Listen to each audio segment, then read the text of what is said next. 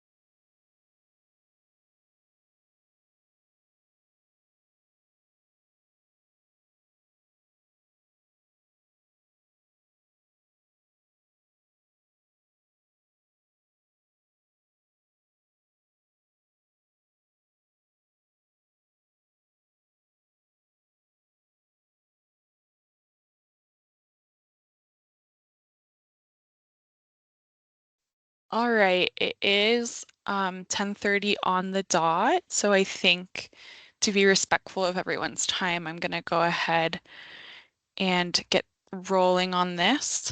Um, Good morning, everyone. My name is Haley Brown. I work at the Department of Finance and Administration. I'm the Bureau Chief for Funding, Capital, Navigation, and Funding Assistance. My co-presenter today is Rudy. Rudy, do you want to introduce yourself? Sure, thank you. Good morning. I'm Rudy Anaya. I'm an attorney with the Office of General Counsel within the Office of Secretary for the Department of Finance and Administration. And I work with Haley and the team at the Infrastructure Planning and Development Division in a sort of in a supportive capacity. So, thank you. Great. Yeah, and then the other person who will be helping with some of the presentation of materials today is Ethan. Ethan, do you want to pop off mute and introduce yourself? Hi, everyone. My name is Ethan Branch. I'm going to be the funding assistance navigator, and I'm going to be assisting in any way I can. Nice to meet Awesome. everyone.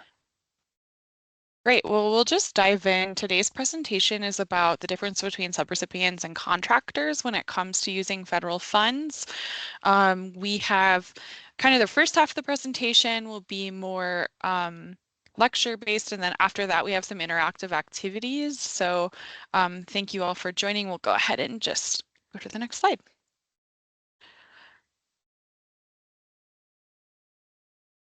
Okay, I'll take it from here, Haley. Okay, so this presentation is for information purposes only and is not intended and should not be considered legal advice.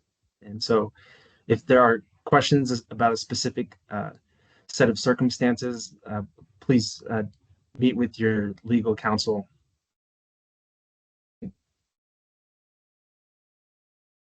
We So did this some is the, introductions, yeah, but this is the go ahead. greater team. That's all I was going to say. Yeah. It's just this is the greater team who helped pull together this presentation. We have other team members in the infrastructure planning and development division as well, but these are the folks who are involved in preparing today's materials.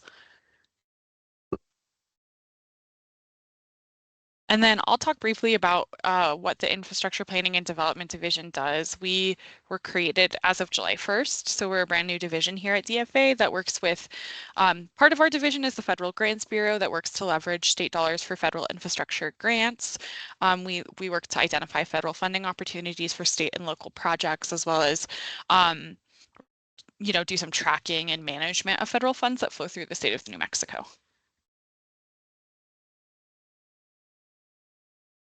Okay, so for a roadmap of what we're going to be covering today, 2 CFR 200, what is it? And then the procurement standards under 2 CFR 200,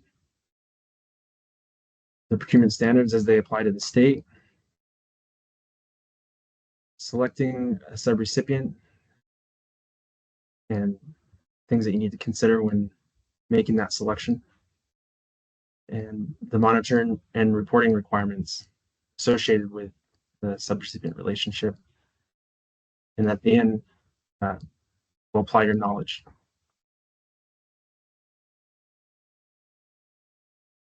Okay, so what is 2 CFR 200? It stands for Title II of the Code of Federal Regulations, Part 200. And essentially what it is just a set of rules for using federal grants for purpose of this presentation, using federal grants in a manner that prevents fraud, waste, and abuse. I think that's a good summary of it. For purposes of this presentation, we will be focusing on procurement standards and how those procurement standards under 2 CFR 200 impact contractor and subrecipient relationships.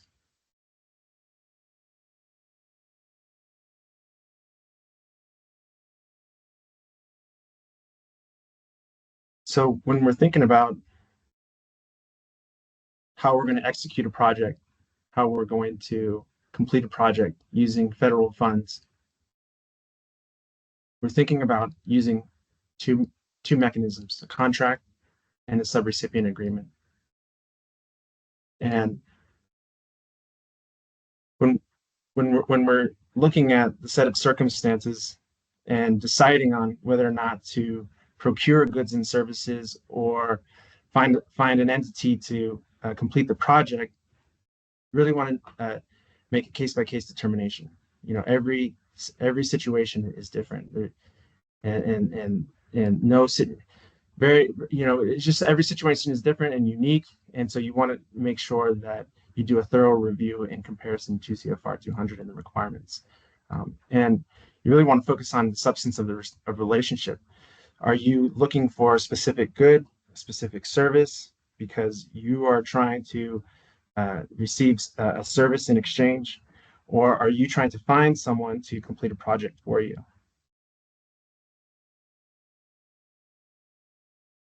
So some characteristics of a subrecipient, and probably the main difference between a subrecipient and a contractor is subrecipient's performance is measured based on achieving milestones, right? And so if you have a project from A to Z, then the subrecipient's performance is measured as it meets the letters A through Z. And whereas a contractor, your relationship is measured in accordance with the terms of the contract. And so a subrecipient has more control over the programmatic decision making. How are we going to implement this project? How are we going the programmatic side of the project? How are we going to do it? If it's an affordable housing project, subrecipient would decide on how to administer the program, right? Whereas a contractor might just provide a good or a service that's specific to a part of the project. Okay, so again, the subrecipient relationship is dictated in accordance with the terms of the subrecipient agreement. Okay.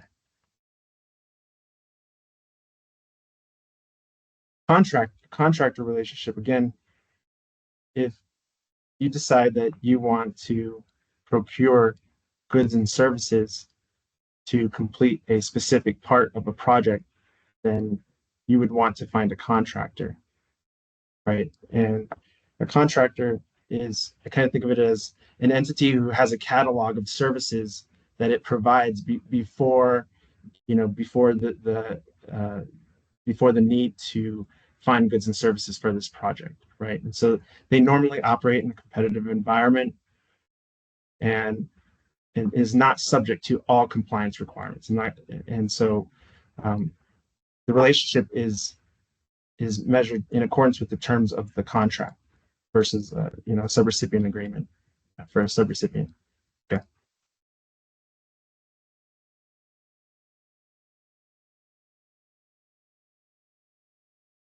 Okay, so you have a project that you want to complete.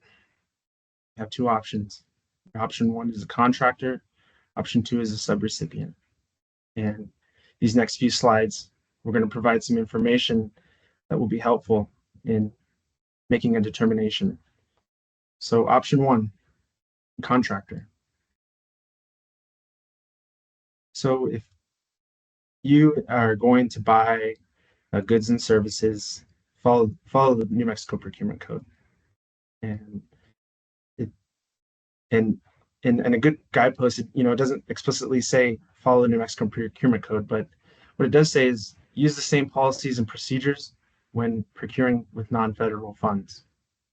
And if there are no policies and procedures, then follow a different part of 2 CFR 200, which still requires you to use policies and procedures that are consistent or conform with the New Mexico procurement policies and procurement code and regulations. And so some of the considerations, if you can go back, please, some of the important considerations that you want to make when procuring is, are there requirements for the type of entities that you have to procure? Are there geographic requirements? Are there requirements to use recycled materials or recovered materials? And are there certain provisions that need to be within your contract? And okay.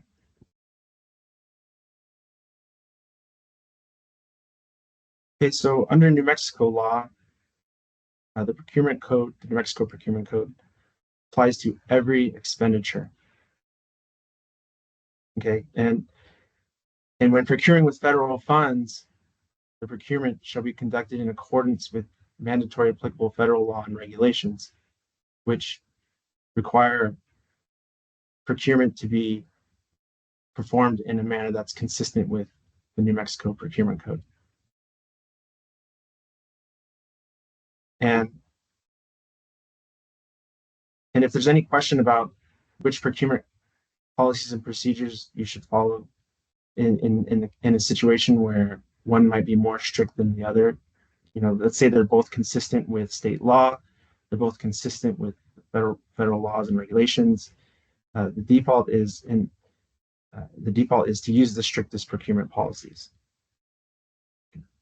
Yeah, I'll just quickly add to that. What we mean by defaulting to the strictest procurement policies is that if your state agency has procurement policies that are more strict than the procurement code, you should default to those policies.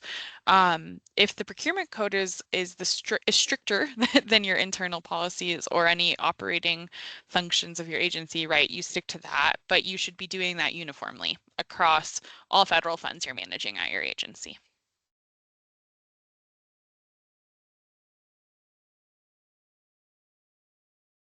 So when choosing a contractor, the basis of the New Mexico procurement code is making sure that there's competition, right? Competition ensures that we receive high quality work product for the lowest price, right? And so that should be your guiding post when you're choosing a contractor, is make sure you follow the procurement code, full and open competition. If you are going to establish or create a pre-qualified list of vendors or contractors, 2 CFR 200 provides some objectives that you need to consider. Two of the major considerations that need to be made are, evaluating the price and the cost to, make sure that there's adequate competition. So one of the objectives is to make sure that you have enough vendors, and if you have enough vendors, you need to consider indirect cost rates. There are several considerations that you need to make, but it is the reason I'm highlighting is you can do that, and so that might be helpful. And then a scoring mechanism, you can create a scoring mechanism, and these are some of the considerations that you need to make. And you can reward bidders that commit to specific numbers. So if you have a project and you can forecast the budget and do it in a manner that is conservative, and you can, make that a part of your scoring mechanism and reward bidders who agree to execute a contract or a project in accordance with your specific numbers. So, yeah.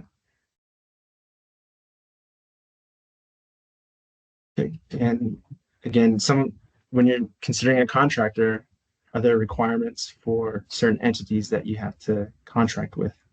Are there geographic requirements? Do you have to buy recycled materials? What sort of requirements exist for us as a state, as a pass-through entity? What sort of bonding requirements might be required for construction projects, certain contract provisions, primarily around termination. And when you're drafting a contract or a subrecipient agreement, one of the major considerations that you want to take is and spend time thinking about with your team is what happens if the subrecipient receives money and halfway through the project doesn't want to perform or is not compliant. And so you want to think about really beefing up your termination provisions and making sure that termination provision is heavily in your favor. And so that's just what I wanted to highlight under number 7 there. Okay, thank you.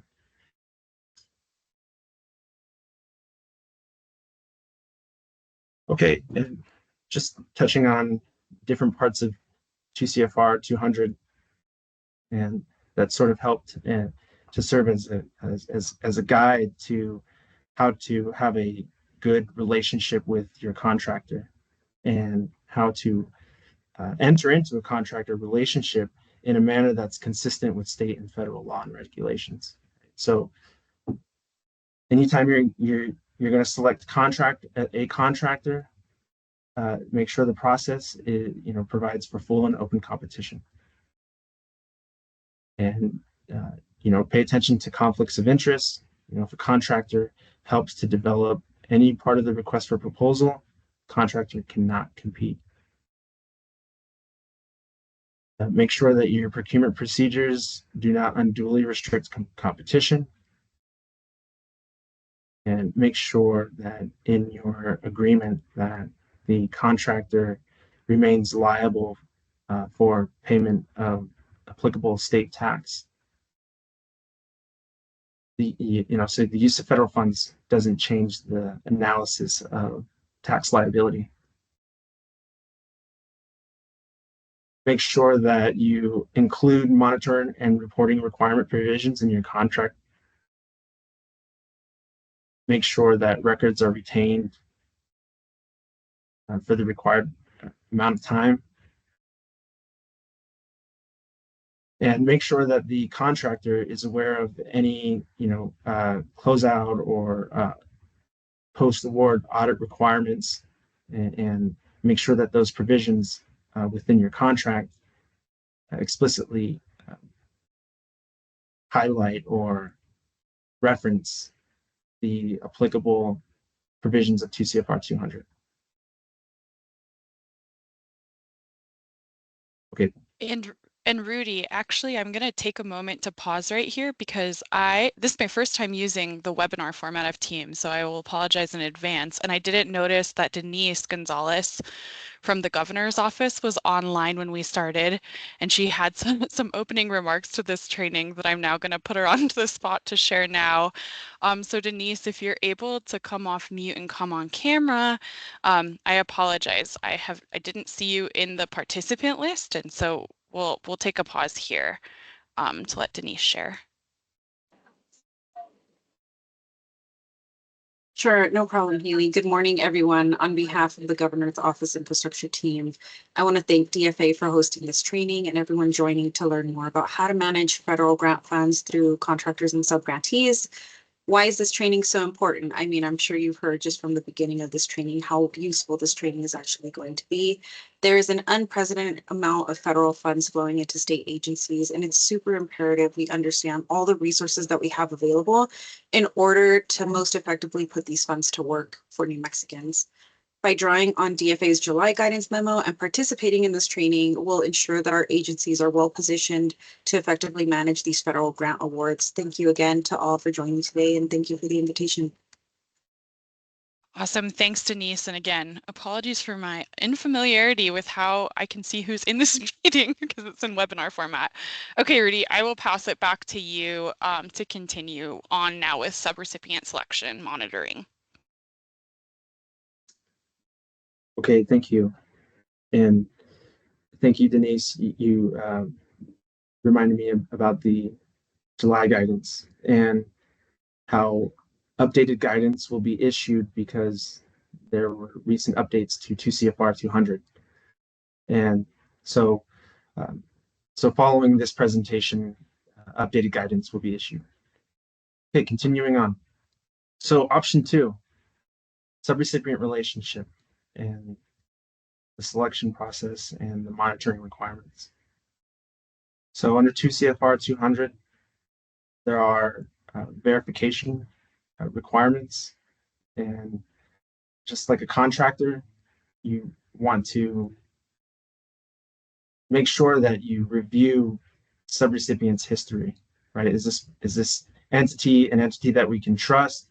Is this an entity that will follow through? Is it really what it is will this entity follow the terms of the subrecipient agreement? And part of the review is making sure that they are not debarred and suspended.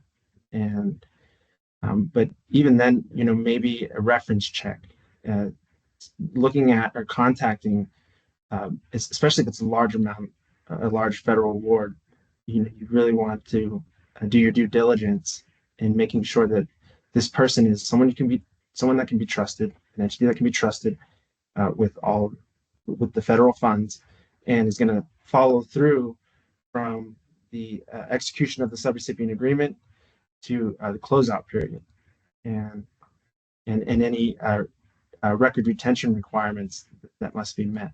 And so your subrecipient agreement is really your opportunity or the vehicle or mechanism that you can use to impose additional requirements on the subrecipient, and including especially your termination provision, and just as a contingency. Not, you always want to go in to your subrecipient relationship with in good spirits and collaborative spirit, but you also want to prepare for subrecipients who may not finish or follow through in the end of the project. And like the contractor, there are audit requirements associated with subrecipient relationship. And so for more details, C200.50.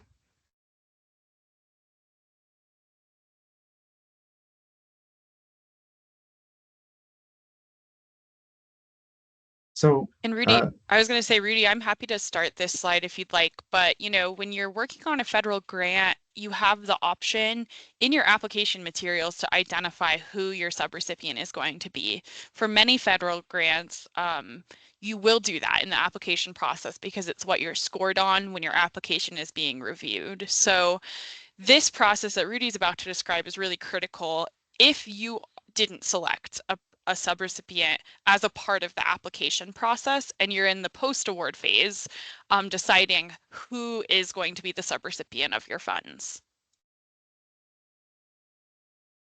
Okay, thank you, Haley. Yeah, so if, like you said, if you didn't pre-select a subrecipient, here's how you select a subrecipient, and here's the rules around selecting a subrecipient.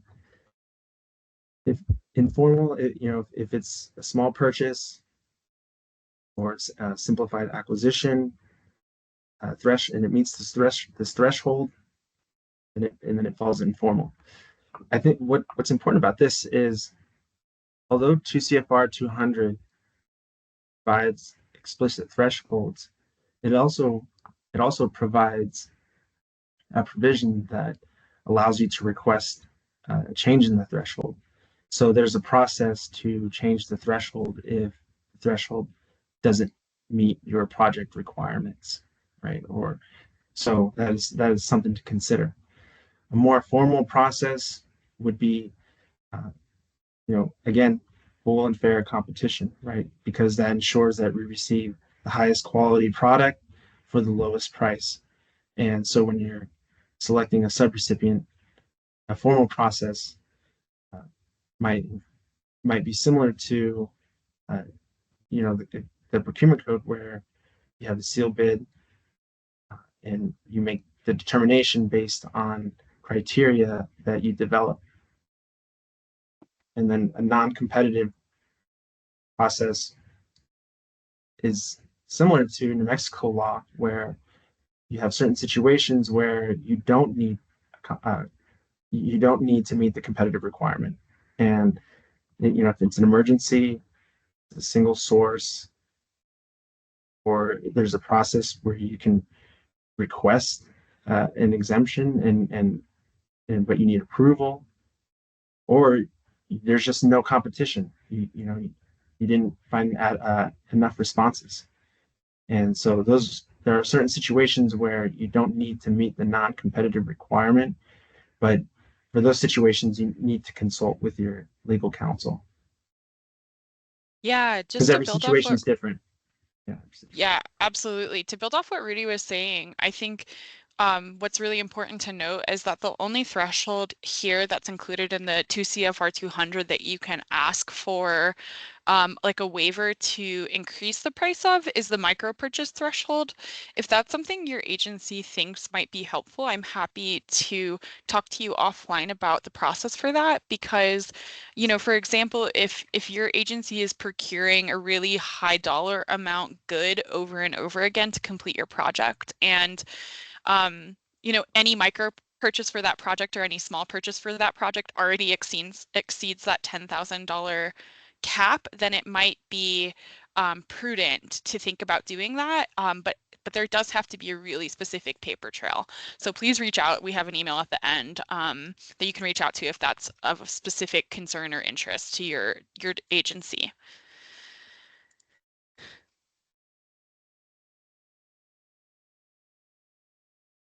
Okay, so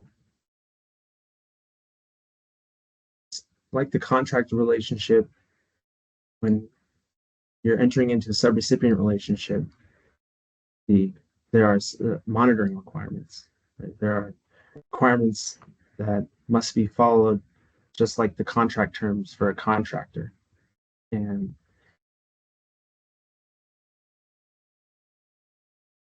and so when you have a subrecipient, there are certain things that need certain duties that need to be fulfilled and certain requirements that need to be met. And this slide here, some of the duties can be shared. Some of the duties are on the responsibility or on the subrecipient. In certain circumstances, when the responsibility is shared, the Code of Federal Regulations will say the recipient or subrecipient, and so those are your opportunities to put that duty an administrative burden on the subrecipient when you're drafting your subrecipient agreement. And so for DFA's standard subrecipient agreement that it uses, the administrative burden, when it can, is placed on the subrecipient. And and and so the trade-off for that is, there's an oversight requirement. You have to and monitor and reporting requirements, but at least the administrative burden can be placed on the subrecipient. Also, they need to have written standards of conduct addressing conflict of interest,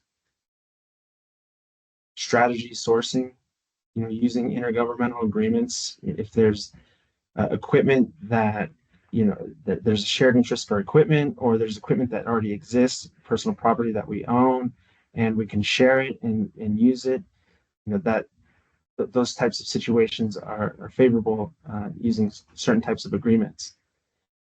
Is there excess or surplus federal is there already property there that can be used that's not being used? Do we need to buy new equipment? Do we need to buy new property? And so when you're reviewing your subrecipients' procurement procedures or their procedures to buy goods and services, you really want to make sure that they're using the most economical approach, that they're being conservative with how they're procuring, and make sure that they're procuring and awarding contracts to responsible contractors. So number 12 and number 11, again, is, are there any requirements to enter into relationships with any certain entities? And then number 12 is getting back to the termination provision and really making sure and thinking about a situation where the subrecipient just stops performing and chooses to act in a manner that's inconsistent with the terms of the subrecipient agreement. And you really want to make sure that if there are any issues between you and the subrecipient and contractor, that that duty to resolve the issue is on the subrecipient and not on you. Okay. Okay. And a really important component of the subrecipient process is, and if that is the most appropriate relationship to have with a person that you're giving out federal funds to, is to do a risk assessment of your subrecipient. And so we've provided, 9 questions for you to think about. There are a lot of great templates online, and I'm happy to maybe include some in the follow-up materials if there's interest. But these are 9 questions that we suggest you think about when you're identifying subrecipients, so that you can assess their risk and decide if they're going to be able to responsibly carry out the scope of work that's being assigned to them. So the first question is, are they new to being a subrecipient? If they are, perhaps you need to sit with them and explain to them what the relationship of a subrecipient and a prime recipient are, and how, as a subawardee of the grant, and as a person carrying out, or an entity carrying out, a large component of the project's scope of work, what that entails. You'll also want to think about the dollar amount of the subaward, right?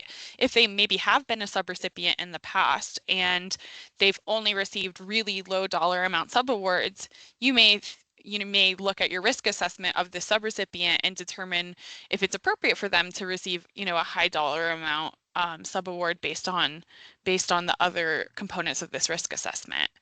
Another important question is if they've had any significant changes to their key personnel or accounting systems in the last year that could prevent them from effectively managing their subaward. This is a good thing to look at just in case, and to vet really if the management of your subrecipient is able to comply with the responsibilities that they are outlined to follow in a subaward agreement. In addition to that, right, do they have the capacity to provide strong financial and project management? This is something you should be thinking about when you're awarding out federal dollars, because they are carrying out a component of the scope of work or of the program that you designed. And have they completed financial and progress reporting before? If they haven't, it's your duty as the prime recipient or the primary recipient of these federal funds to ensure that they have the tools to do this financial reporting and progress reporting. And if they've done it before, you might want to check in with other agencies they've had this kind of subaward with to see if they had any issues turning those reports in on time, because it's really critical as the prime recipient of federal funds that you're able to collect this data from your subrecipients in a timely manner in order to complete your federal reporting. Do they have a financial or single audit finding related to non-compliance? This, I would say, if you did anything, is one of the most critical things you can do in reviewing and doing a risk assessment of your subrecipient. If they have non-compliance findings on an audit, I would highly suggest reconsidering entering into a subrecipient relationship with that entity, because it means that they historically have had issues complying with internal control policies or other accounting practices, and there's, unless you feel really confident that the corrective action plan listed in that audit satisfies that finding of non-compliance, this should be a red flag when you're doing this risk assessment. Do they have documented or anticipated cash flow problems? This is important to look at because you do not want your subrecipients to commingle federal funds. And do they have previous training or written policies on grant management and or internal controls? Now, you know, a first-time subrecipient might not have written policies on these things, but that's something that you as a primary recipient of federal funds could really think about as a way to build capacity in your subrecipients, if that's something they haven't done before. So I'll just quickly say that if you have questions, feel free to drop them into the Q&A. A few things that have come up so far that I think would be good if you're not paying attention to that for me to share with the group is that we will share a copy of the slides with those that registered for this webinar. And then there was a question about an example subrecipient grant agreement. We had prepared one specifically for SLFRF funds that could be adapted with the approval or guidance from your internal legal counsel at your state agency, and I provided a link for that there. But feel free to pop any other questions into that Q&A. All right, okay, and now I'll pass it back to Rudy to talk about the effective date of October 1st for some changes to the uniform guidance.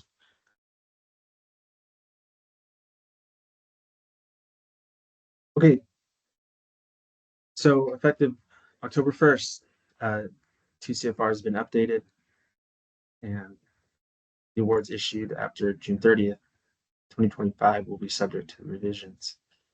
And one of the major changes is the federal awarding agency ability to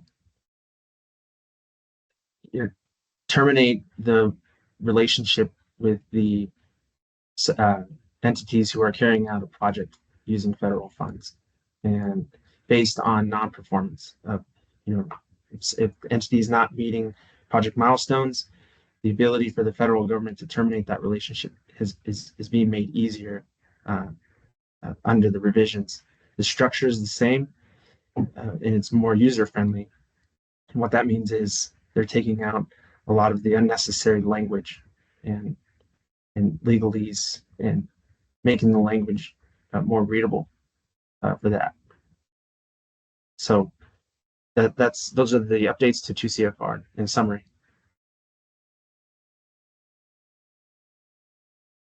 Okay, so before we apply our knowledge, I'm just going to address a question we got in the Q&A from Jim about, he was asking, they're looking at a subrecipient that presents a high level of risk due to prior audit findings. What would you consider a reasonable compensation amount that a subrecipient could pay to a physical agent to mitigate risk?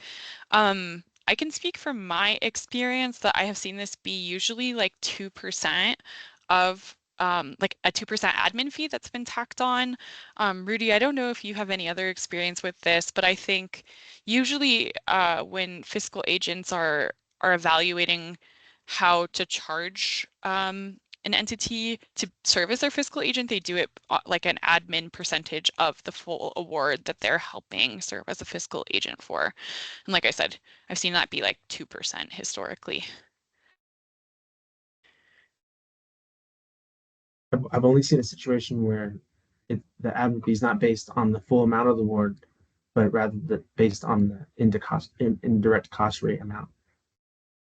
Yeah, so that might be another way to look at it too. But Jim, you could send me an email if you don't think we have sufficiently answered that question. We're happy to do a little bit more research. Okay, so now we're going to hop into the interactive part of this, and we are going to there are going to be some polls that are going to get launched during this that I encourage you to participate in. The options on the poll will be a thumbs up or excuse me, it's going to be a check mark or an X. So I will prompt you as to which is what when we get to the first question. But let's look at our first scenario we have.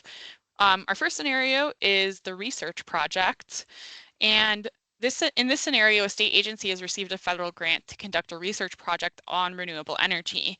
And the agency decides to subcontract a portion of the work to a private company that will provide specialized equipment and technical support.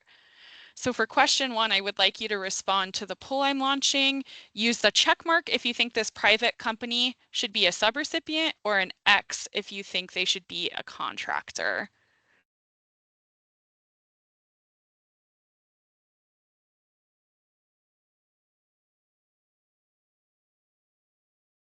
Okay, I'll give everybody a few seconds to respond to the poll.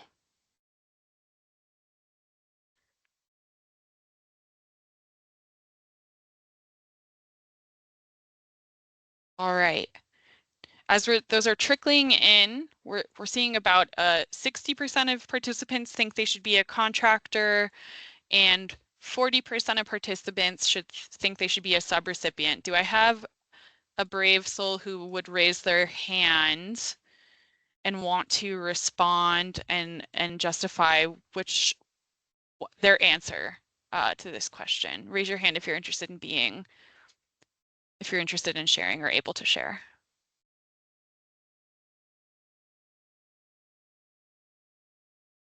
Okay, Sarah, I'm gonna allow your microphone. I think you should be able to unmute now and respond.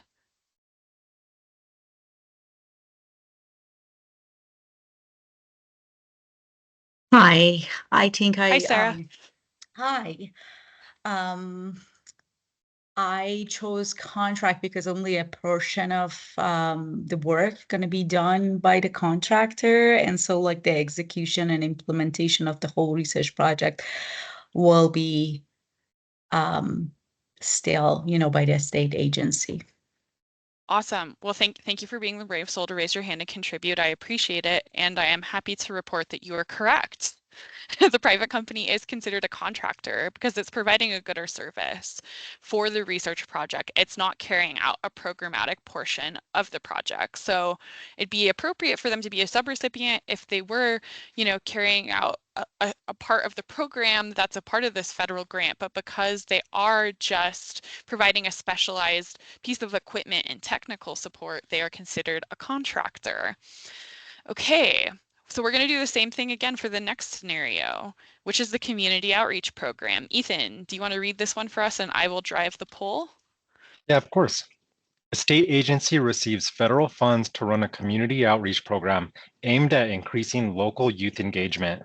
The agency partners with another local organization to carry out specific outreach activities, including workshops and events.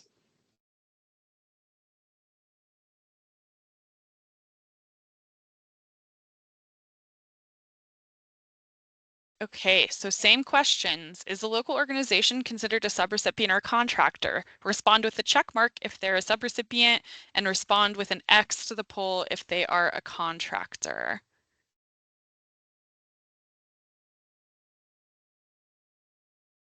I'll give everybody a few seconds before I close the poll.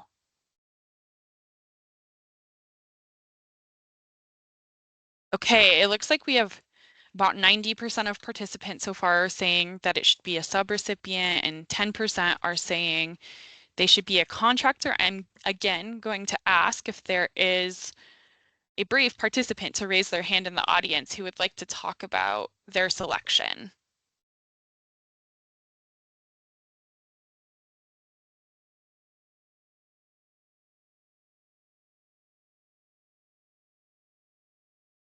Going once. Okay. Oh, Sarah, okay, you can already unmute your mic and talk. Thank you, Sarah. Yeah, I guess I'm usually not the brave soul, but but I will be today. I chose subrecipient because even though they are doing a specific portion or project, but they are carrying out the execution and programmatic like portion of doing training, workshop, and events. So I don't know if I answered it. Ethan, I'll reveal the answer and you can talk it through. The local organization is a subrecipient because it is performing a portion of the pragmatic work and is responsible for complying with the federal grant requirements. So good job, Sarah, you got it right. Okay, we'll go on to scenario 3, which is the IT support contracts. A federal agency provides a grant to a state government to enhance their IT infrastructure. The state government then contracts with an IT services company to manage and maintain the new system. Is the IT services company classified as a subrecipient or a contractor? Again, I will launch the same poll. Please use a check mark to indicate a subrecipient and an X to represent a contractor.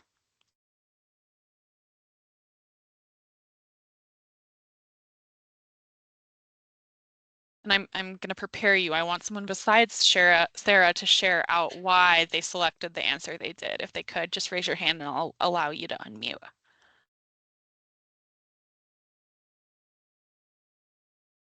Looks like about 90% of our respondents have said contractor.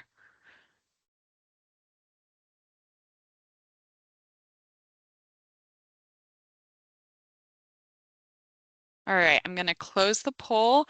Can someone share with me why they chose the answer they did? Please use the raise hand function. Okay, Andrew, let me give you permission to talk. You should be able to unmute now and share. Hey, good morning. I chose contractor because in this case, the state government is still carrying out the bulk of the programmatic work and the IT services company is providing a specific service. Awesome. Thank you, Andrew. The next question is, and I will confirm, this is correct. They should be a contractor because they are just providing a good or service to the state agency.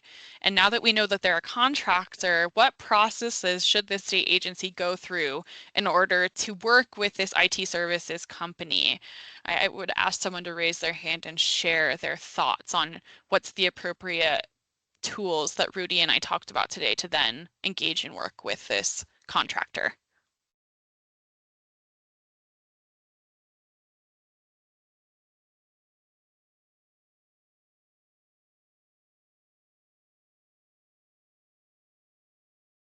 Going once, going twice. Anyone want to use the raise hand function to answer the question? Okay, I'll go on to the answer. Oh, Jim, I'm gonna go back and make you answer and not show you the answer yet. Go ahead. You should be able to unmute now. Well, since we're doing the procurement as a state agency, we would follow the state's procurement code, right? Yeah, correct. Thank Yeah. you, Jim, for being a brave soul that Sure. and raised your hand and unmuted. Okay, great. So yeah, because they're a contractor that's providing technical services and support rather than carrying out a programmatic work as funded by the grant, you should follow the procurement code to identify the IT service company that will be serving as a contractor for this project. All right, Ethan, I pass it to you to talk about the Health Services Initiative. A federal grant is given to a state agency to implement a new health initiative in underserved areas. The agency partners with a clinic to provide health screening and follow-up care.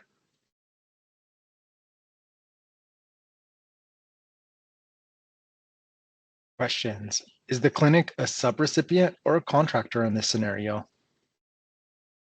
And respond to the poll that is being launched now. Check mark for subrecipient, X for contractor.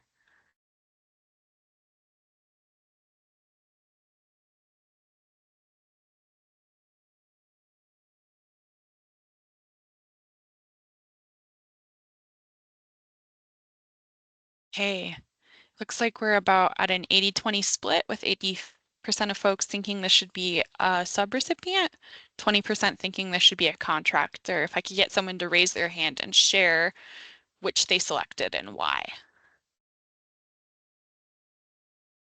Okay, Antonio, I'm going to give you access to your microphone. Go ahead and unmute to answer.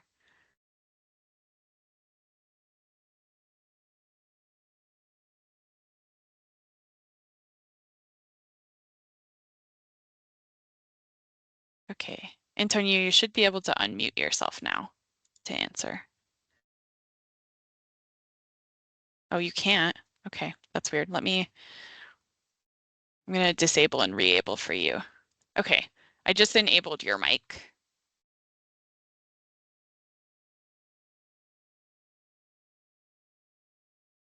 Maybe Antonio, if you're having issues, you could put your answer in the chat.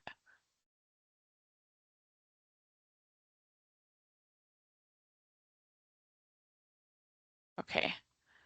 Since Antonio's having some issues, maybe if there's another participant who, okay, he said, perfect, there we go. He said, clinic is performing programmatic work. Awesome. And I will concur with Antonio's assessment that yes, this is a subrecipient, therefore, because they're carrying out programmatic work. Ethan, why don't we prompt the next question? What key practices should the agency implement to monitor the clinic as a subrecipient effectively? Again, we're looking for a brave soul to raise your hand and share maybe some ideas about monitoring and risk assessment that you would implement to manage this subrecipient.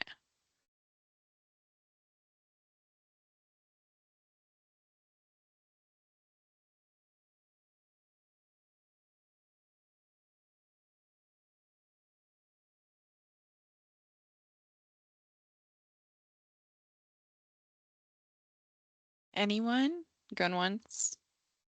Going twice? Okay. Go ahead and answer the question, Ethan. The clinic is a subrecipient because it is responsible for carrying out part of the programmatic work of the grant and must adhere to the grant requirements and performance expectations. The agency should establish a robust monitoring plan that includes regular performance evaluations, financial oversight, and compliance checks. This could involve setting clear performance metrics related to the health initiative's goals, conducting site visits to assess service delivery, reviewing financial reports to ensure proper use of grant funds, and maintaining open communication channels to address any challenges or issues promptly. Awesome, thank you. Maybe since no one was interested in answering the question, someone could raise their hand if they have a monitoring practice that they use for subrecipients in their agencies that they'd be willing to share about with everybody on the call. If I have any takers, you can just raise your hand and I'll unmute you.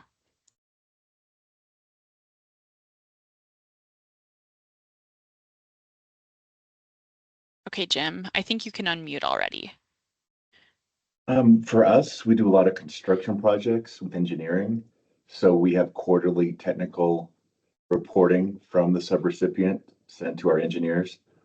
And we also have financial reporting to our financial staff to make sure they're in compliance. So Awesome. that's our monitoring. So great. And did you say what do you collect that quarterly or more Quarterly. frequently than quarterly? It's quarterly. Cool. Okay. Awesome. Yeah. And that's something that didn't get included in this answer, but if you need that information more frequently, right, you as the prime recipient, you can determine what makes the most sense as far as a timeline for collecting performance reports or engineering reports like Jim was talking about. Thanks, Jim. Sure. Okay. We'll move on to scenario 5, which is solar in rural areas. A federal agency awards a state agency or the State Energy Office to support the expansion of solar power initiatives aimed at increasing renewable energy access in rural communities. The state agency aims to partner with local organizations to implement solar energy education programs and install solar panels in those areas. Okay, so we have a different question now. Is the partnership with rural communities central to this grant exempt from the New Mexico Procurement Code? And this, you would have had to read the slides to know the answer to this one. So you'll do a check mark if you think this is exempt from the Procurement Code and an X if you think it is not exempt from the Procurement Code on this poll.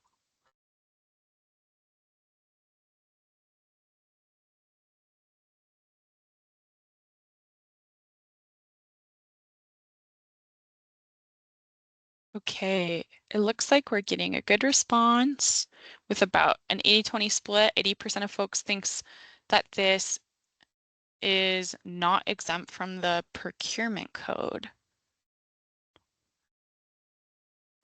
And I'm just going to jump ahead to the answer because the State Energy Office is funding out funds to other local public bodies. There is actually an exemption from the New Mexico Procurement Code if you're engaging with local public bodies. So it's kind of a trick question that was just embedded in one of Rudy's slides.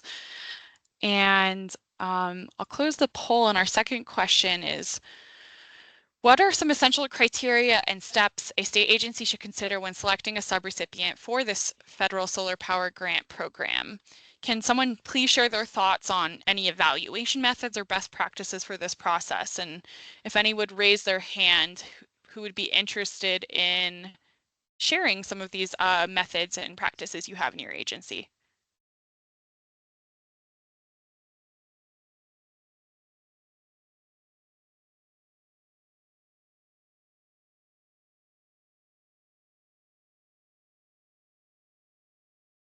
Anyone?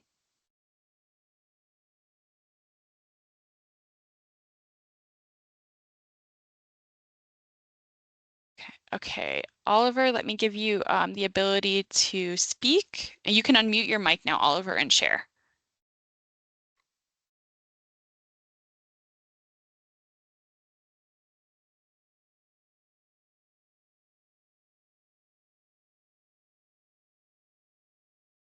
Oliver, Hi are you there, able to? Oliver Oh, there you Benavides go. with New Awesome. Mexico Department of Public Safety. Good morning.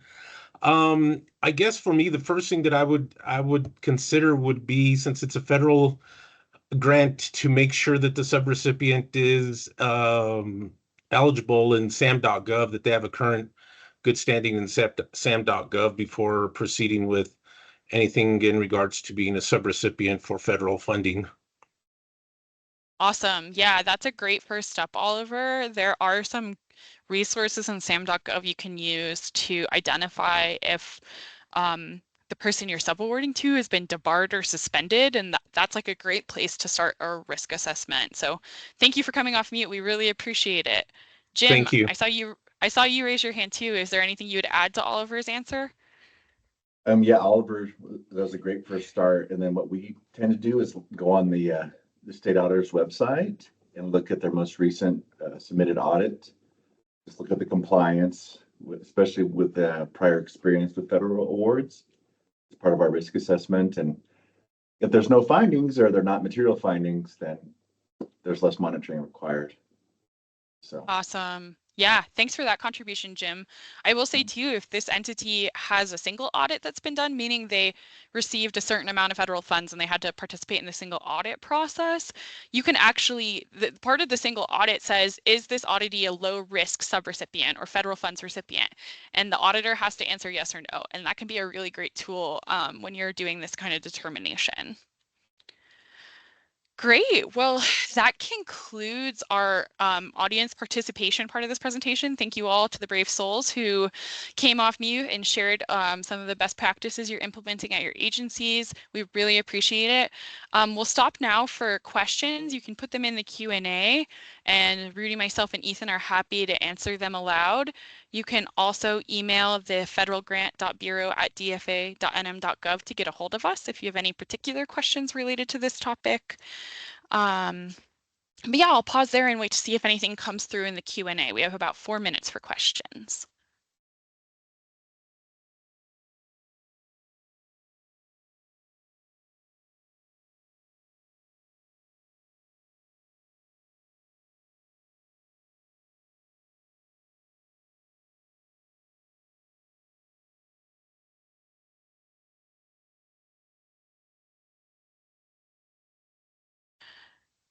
Awesome. Let's see here.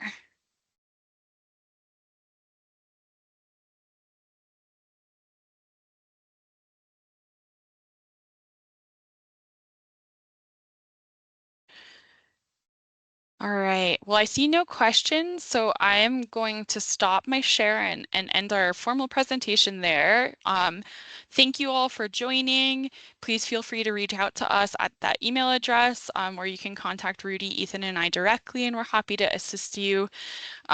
We did record the training, and we'll make sure that if you shoot us an email and want access to that, we can get it to you, and we'll send out the slides to all the folks that registered.